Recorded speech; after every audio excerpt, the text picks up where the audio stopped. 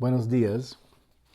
Bienvenidos a la segunda semana de Biblia 600 Contextualización del Ministerio y el Libro de los Hechos. Esa es la primera cátedra de esta semana y vamos a comenzar edificando una fundación sobre la cual ustedes van a avanzar en la investigación de la controversia que están haciendo como su proyecto final. Quisiera hablar un poco sobre cuál es el principio más importante de la Biblia. Un profesor mío que se llamaba Charles Kraft, es un antropólogo muy famoso, dijo una vez que el concepto de la lealtad a Dios es el principio mayor en toda la Biblia. Y por lo tanto, el pecado más grave es idolatría. Y nosotros, a veces, en mi opinión, pensamos en idolatría como algo de más del pasado o más de otras religiones. Pero la idea, cuando pensamos en lealtad a Dios, se tiene que pensar en lo que Jesús dijo en Mateo 22. Sí, creo que tengo aquí en mi Biblia. Mateo 22, cuando los fariseos preguntaron a Jesús: Maestro, ¿cuál es el mandamiento más importante en la ley de Moisés? Y Jesús contestó: ama al Señor tu Dios con todo tu corazón y con todo tu alma y con toda tu mente. Este es el primer mandamiento y el más importante.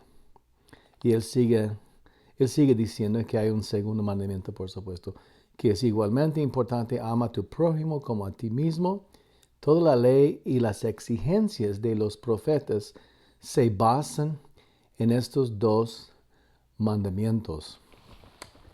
Entonces, cuando nosotros estamos pensando en el tema de contextualización, lo que hay que tomar en cuenta, en el fondo, es estamos tratando de ayudar a las personas a demostrar su lealtad a Dios y hacer todo para su gloria. Esa es realmente la meta en el fondo. Ahora, cuando nosotros definimos qué es contextualización, recomiendo que ustedes abran sus laptops o que coloquen en sus pantallas los PowerPoints de la primera cátedra que aparecen en los materiales del curso, que abran eso y que me siguen. Y voy a estar haciendo comentarios sobre algunos conceptos de los slides. La respuesta de la pregunta que de este slide ¿es bíblico tomar vino y llevar tatuajes? La respuesta de la pregunta se encuentra en la aplicación de contextualización bíblica o crítica. En el mundo de antropología se llama contextualización crítica. Crítica en el sentido de juzgar, medir, investigar, pero para evitar cualquier duda, porque nosotros tomamos la palabra crítica como algo negativo, yo prefiero el término contextualización bíblica porque estamos tratando de asociar la investigación con lo que dice la Biblia. Ahora, contextualización bíblica es un proceso de la comunidad cristiana para determinar si los elementos de una cultura son diabólicos, humanos o bíblicos, y cuál será la respuesta de la comunidad. ¿Puede practicar un cristiano la costumbre en una manera que va a glorificar a Dios? Esa es la pregunta. Perdón.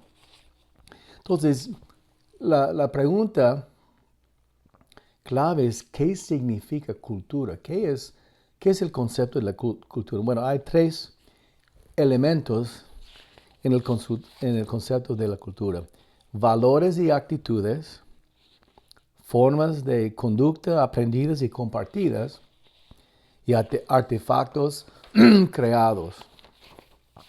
Entonces, el primer paso que hay que hacer es determinar cómo es la cultura donde estamos llevando a cabo este proceso de contextualización bíblica. Entonces, primer paso, exégesis de la cultura. Estudiar la cultura local desde los factores demográficos y la fenomenología. Demográficos tiene que ver con géneros, porcentaje de edades. Es un perfil de cómo es el grupo que queremos influenciar. Y cuando hablamos de fenomenología, estamos estudiando fenómenos, lo que estamos observando en la actividad de este grupo. Entonces, cuando analizamos las formas, ¿qué significa formas? Una forma son los artefactos. Forma es una palabra técnica. Aquí tengo un lápiz. Este es una forma. En el término, en antropología, es un artefacto. Y en este caso, si estuviéramos de hoy en 1000 años, descubrimos este lápiz en la tierra y vamos a ver que aquí hay una marca que significa que el lugar donde el lápiz fue fabricado. Vamos a estudiar que es hecho de madera, el tamaño, que tiene un lugar, una cosita para borrar lo que hemos escrito. Entonces es un artefacto y muy útil. Cuando hablamos de patrones es otra palabra para costumbres. Por ejemplo, en la familia mía, cada vez que sentamos como familia para desayunar, o almorzar o cenar, oramos y a veces típicamente cerramos los ojos, inclinamos las cabezas y oramos bendiciendo la comida. Esa es una costumbre. Cuando hablamos de valores o creencias, valores y actitudes, estamos hablando, por ejemplo, si yo tengo el valor de ser fiel a mi esposa, fidelidad, significa que no voy a practicar la poligamia, no voy a casarme con varias mujeres, o no voy a coquetear con otras mujeres, porque si soy fiel, significa que el enfoque de mi vida, el compromiso de mi vida matrimonial, significa que voy a ser leal a una sola mujer. Entonces, esos son ejemplos de los componentes de la cultura. Ahora, cuando hablamos en el primer paso, exceso de la cultura, tenemos que determinar los elementos que son diabólicos. Cuando hablamos de elementos diabólicos, son cosas que obviamente son de Satanás. Tenemos aquí en Estados Unidos lo que llamamos Festival de las Brujas en el estado de Massachusetts. Y en este Festival de brujas y brujos de todo el mundo van allá para celebrar su satanismo. Eso es algo diabólico. Un cristiano yendo allá daría un mal testimonio porque está celebrando Satanás. Eso es otra vez, no se puede glorificar a Dios a través de eso. Sin embargo, conozco algunos cristianos que han ido allá para testificar de Jesús y andan orando por los enfermos y ganando almas para Cristo. Esa es otra misión. Van allá para ganar gente para Cristo. Pero ir allá es celebrarlo con los brujos. Eso es satánico. Otro factor es neutral o humano. Mi esposa me regaló un osito de peluche para nuestro último aniversario y dice amor en el corazón, amor para siempre. Mi esposa le gustan los ositos. Yo recibo los ositos, pero fue un regalo, me gustó. Ahora, supongamos que estamos en una cultura que está tomando los ositos como seres espirituales o que están adorándolos como si fueran dioses. yo no podía colocar un osito de peluche en mi casa siendo un cristiano en una cultura que adora los ositos. Si adoran los ositos en una cultura, el osito se convierte en una antena de atraer influencia demoníaca. Por eso cuando nosotros llevamos equipos a la extranjera, tenemos que enseñarles que cuidado con los recuerdos de los mayas, de los aztecas, de los incas, que tiene que ver con idolatría, satanismo, de no traer, a veces los hermanos míos en Cristo compren las cosas pensando que es un adorno muy lindo, pero sin pensar qué significa el adorno. Entonces hay un aspecto espiritual y de guerra espiritual en el tema de contextualización que hay que tomar en cuenta. ¿Ok? Ahora, un ejemplo, si algo es bíblico o leal a Dios. Nosotros tenemos la costumbre, por ejemplo, con nuestra Biblia, de a veces subrayar o marcarlo con colores. Aquí está el pasaje de Mateo 22 marcado con verde. Pero si yo quería alcanzar musulmanes, si yo estuviera en un país de musulmanes, los musulmanes jamás manchan o subrayan en sus Corán, en su libro santo, que se llama el Corán. Para ellos es una falta de respeto subrayar o hacer marcas en el texto. Entonces yo no podía hacer eso si yo quiero alcanzar musulmanes, porque eso significa que voy a crear un obstáculo que ellos van a tomar que, oye, él no tiene mucho respeto para una escritura sagrada. Entonces, eso es un ejemplo de contextualización en el método en lo cual estoy alcanzando otras personas, que tengo que adaptarme a su forma de pensar. En este caso, ¿cuál es el trato que tengo con este libro? Ahora, próximo paso, segundo paso, exégesis. Después de exégesis de la cultura, tenemos que tener exégesis de la escritura y el puente hermenéutico. Hermenéutico significa aplicación e interpretación. O sea que exégesis, estamos descubriendo lo que significaba el pasaje a los orientes originales. Hermenéutica es la interpretación y la aplicación al contexto moderno. Entonces, cuando hablamos de exégesis de la escritura, aquí, número uno, aquí se hace un estudio exegético de los versículos relevantes de la Biblia. Y es importante que el liderazgo se mantiene en un marco metacultural. ¿Qué significa metacultural? Que nosotros nos enfocamos literalmente en cuáles son los principios que son universales. Cuando estamos investigando algo cultural, tenemos que mantener en la mente cuáles son los principios universales aplicables en cualquier cultura, en cualquier contexto. Y o sea que son conceptos transculturales. Por ejemplo, matar a un ser humano en la mayoría de las culturas es algo malo, algo pecaminoso. Pero no en todos.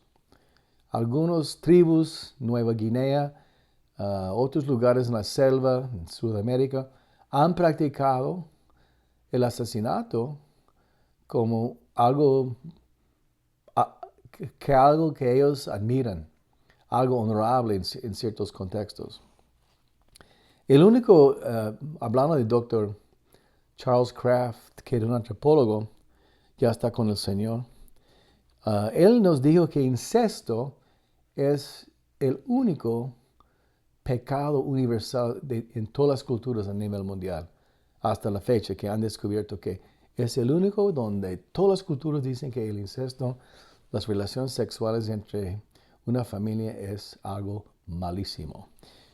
Pero tenemos que mantener este marco transcultural o metacultural. Ahora, siguiendo, Segundo paso, exégesis de la escritura del puente hermenéutico. Se tiene que determinar los factores teológicos, lingüísticos o culturales de la Biblia que son relevantes para formar un puente hermenéutico para la aplicación de la Biblia a los elementos de la cultura. Déjenme darles un ejemplo.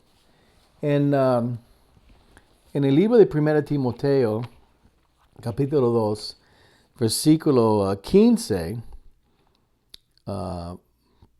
Pablo está escribiendo a Timoteo que yo quiero que las mujeres se visten de una manera modesta, deberían llevar ropa decente, apropiada y no llamar la atención con la manera en que se arreglan el cabello, etcétera, etcétera.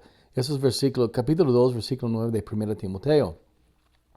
Termina este pasaje con este versículo 15 que dice, sin embargo, las mujeres se salvarán al tener hijos siempre y cuando siguen viviendo en la fe, el amor, la santidad y la modestia.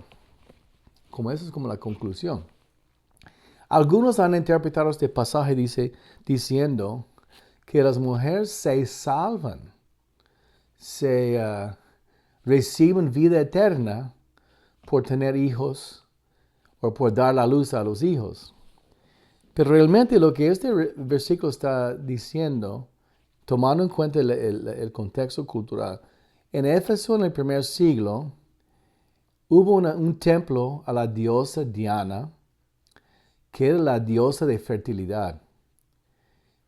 Y la diosa Diana supuestamente cuidaba a las mujeres para que no muriera dando la luz. Y el índice de mortalidad de mujeres dando la luz en el primer siglo fue sumamente alto. Entonces, ¿qué hacían las mujeres? Daban ofrendas a la diosa Diana y también practicaban prostitución como parte de sus votos hacia esta diosa pagana. Y en el templo practicaban prostitución. Entonces, lo que Pablo está diciendo aquí es que las mujeres se salvarán, no de que van a ser salvas, no van a morir dando la luz,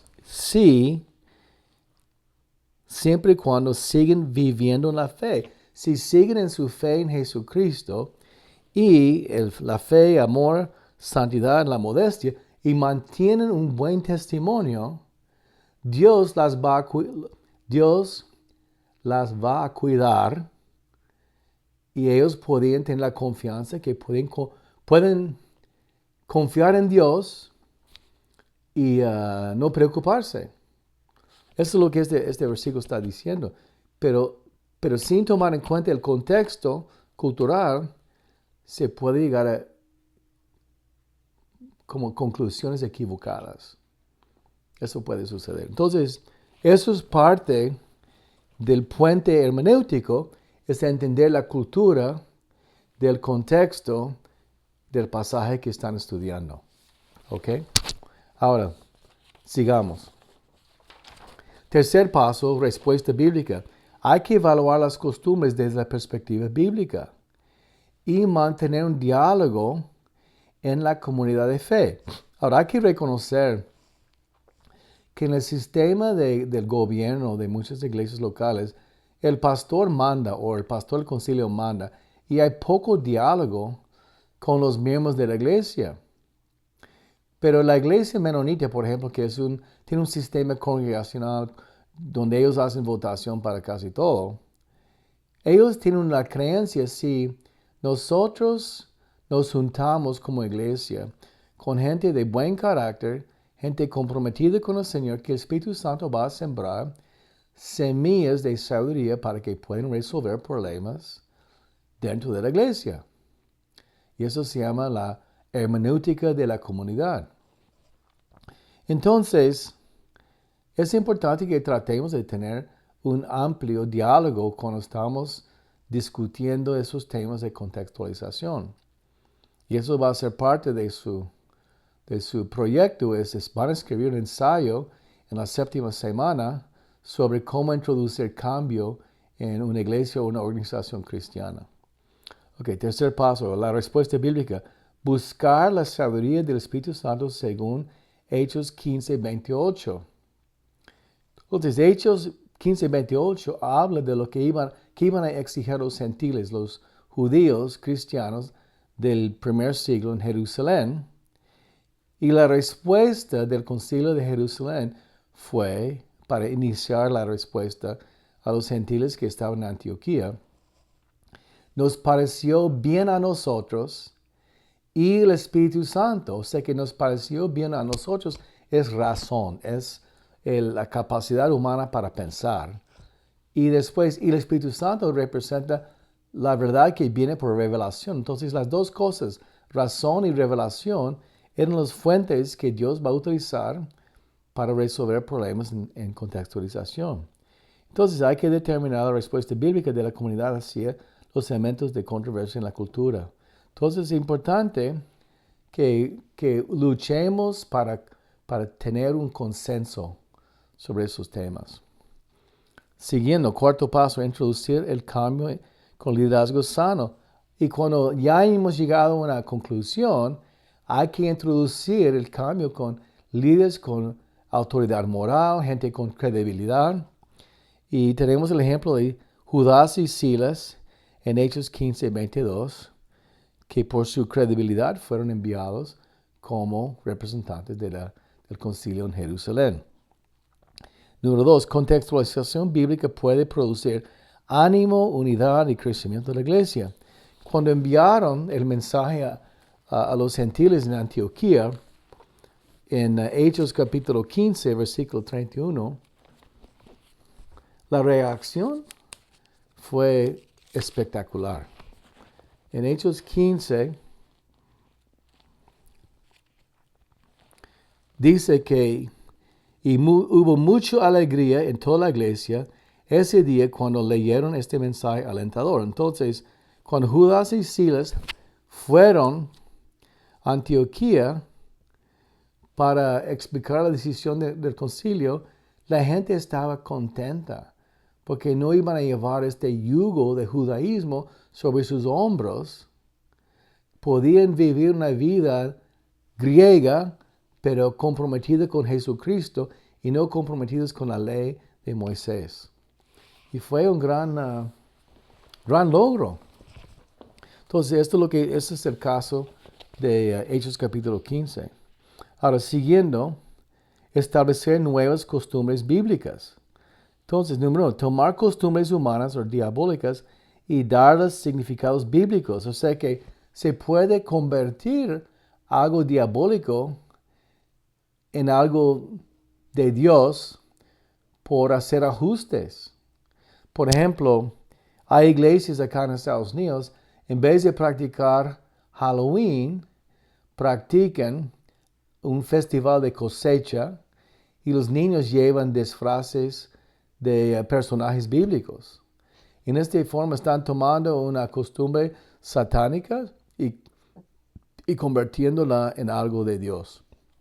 En el caso mío, yo doy dulces a los niños que tocan la puerta, pero les doy tratados que hablan de Jesucristo como su Salvador. Entonces yo tomo Halloween como un tiempo de sembrar semillas de salvación entre los niños y sus padres que lleguen tocando la puerta de nuestra casa. Otro ejemplo es utilizar instrumentos mundanos para tocar canciones cristianas. Yo recuerdo en los años 70 cuando comenzaron a tener música cristiana con guitarras y baterías y bajos y estilo rock and roll. Yo estaba tan feliz que la música que llegó a mi corazón tenía letra cristiana. Y yo sentí muy bendecido por descubrir música moderna cristiana con los instrumentos que yo tenía en mi juventud. Ahora, siguiendo, ejemplos de temas que necesitan la contextualización bíblica. ¿Es bíblico que los cristianos tomen vino o cerveza? Bueno, esa es una controversia que algunos de ustedes van a estudiar. ¿Se puede un cristiano llevar un tatuaje?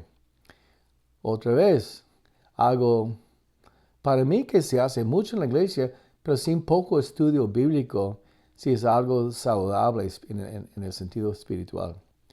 Y número 3, ¿puede ser una mujer la pastora del principal de una iglesia? Hay mucha controversia sobre este tema, dentro y fuera de la iglesia cuadrangular.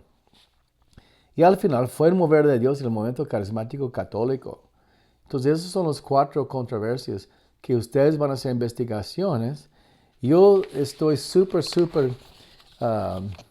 animado de ver el entusiasmo de ustedes de querer estudiar ciertas controversias y estoy seguro que va a ser un tiempo de mucha bendición para todos. Entonces, que Dios les bendiga y siempre estoy para servirles. Si tienen una pregunta, una duda, mándame un texto o hasta pueden llamarme. Sigo aunque de vez en cuando estoy viajando dentro y fuera de los Estados Unidos, mantengo mi teléfono muy cercano para que pueda contestar sus preguntas. Entonces, Dios les bendiga y nos vemos pronto.